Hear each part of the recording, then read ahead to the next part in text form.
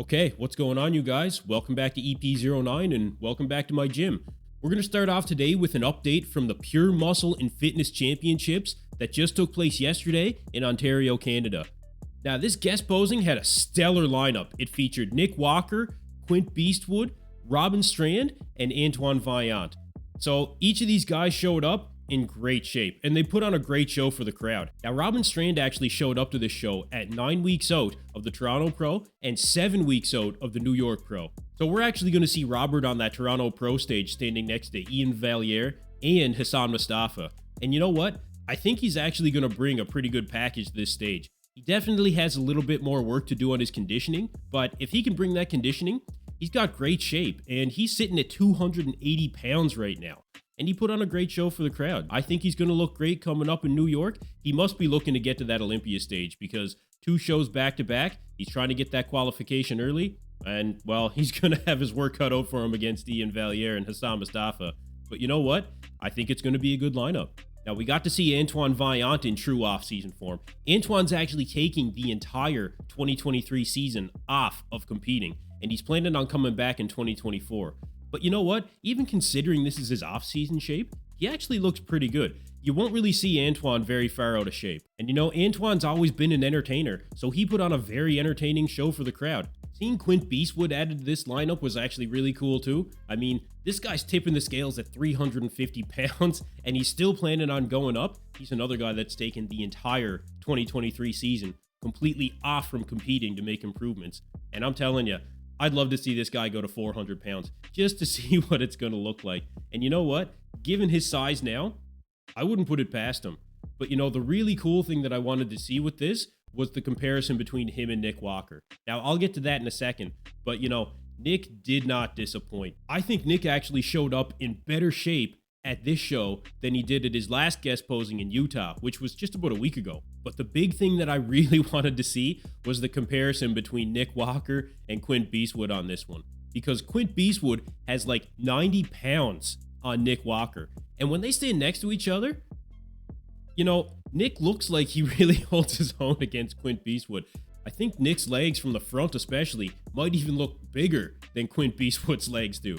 But I'm telling you, the depth of the traps from the back on Quint Beastwood is incredible. It's incredible. Everybody showed up and everybody got the crowd going. But one of the really cool parts about this show is that it actually featured Canada's first Down syndrome bodybuilder, being Kyle Landi. And the boys got Kyle up to do some shots on stage with them. They hit some poses. They went down into the crowd with them. It was really cool to see you guys. And this is what bodybuilding is all about, you know, really building each other up. So it looked like this show was a complete and total success for everybody. So hats off to Pure Muscle and Fitness Championships. Looked like a great show. Now, speaking of boosting people up and the camaraderie that we find in bodybuilding a lot of the time, Tonio Burton actually had an update on his Instagram story where he was subject to a little bit of hate, I guess. Now, look, I'm not going to post the name of the person that put this up because I don't think they deserve any notoriety, but I'll read this for you guys. You know, it says, Tonio Burton should be banned from competing. A low-life ink freak belongs in a circus freak show. I just... Man, these are the kind of guys I hope that Guy Sister Nina was talking about. If you guys didn't see my last video, go check it out. I'll link it for you guys here. But yeah, this is the kind of stuff that I'm talking about. This is the unnecessary part of bodybuilding. You know, whoever this person is obviously doesn't know much about bodybuilding because freak is actually a term of endearment. You know, Tonio snapped right back, you know. LOL, the amount of hate I get for just being me is insane. And to the supporters, I see y'all and feel the love, and that by far outweighs the hate. 2023, let's get some more. I ain't going nowhere. Absolutely.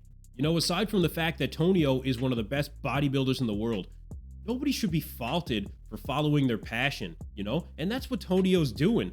He puts in the work every single day to be the best that he can be. And then you got guys on the internet that like to spew their mouths off like this. It's just unbelievable, man. Nobody should be faulted for following their passions or looking the way that they want to look or doing the things that they want to do. You know, it's ridiculous. You know, you're the one that's got to wake up every day and look in the mirror and be happy with the person that's there. And I'm sure that's all Tonio's trying to do. He's trying to be the best that he can be. That's all any of us can do, you know? That's why I got onto YouTube, is because I wanted to follow a passion as a fan for bodybuilding, you know? And this is the best way that I can do it. And that's exactly what everybody should do.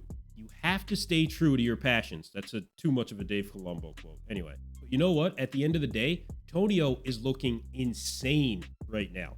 Every week we're seeing big improvements from Tonio, and I'm telling you, I still don't see anybody that's going to beat him at the Cali Pro. I haven't seen many updates from Patrick Moore. He's the only other guy that I know is actually doing the show right now, but I don't think that Patrick is going to be able to get past Tonio. Not with the way that he's looking right now. I know one of the knocks on Tonio has been his midsection. I see people out there saying you should be training your abs. It looks like he's training his abs. I don't think his midsection looks bad at all. I mean, he looks like he's getting more and more proportional by the day. His legs are dialed in, his upper body, I mean, the roundness, the fullness, it's insanity. I don't see anybody getting past him. I don't think he's going to have any problem getting his Olympia qualification, and I think he's going to have a great showing. And he'll have the rest of the year to make any improvements that he wants to make. So this is a good move for Tonio. Block out all the hate. Forget about all that nonsense. This guy's just being a total dick. Move on, you know? Let's just continue on. So good luck to Tonio. We'll follow all his progress right here. Anyway, that's all the updates I have for you guys today. Thank you for tuning into EP09. Be sure to like and subscribe.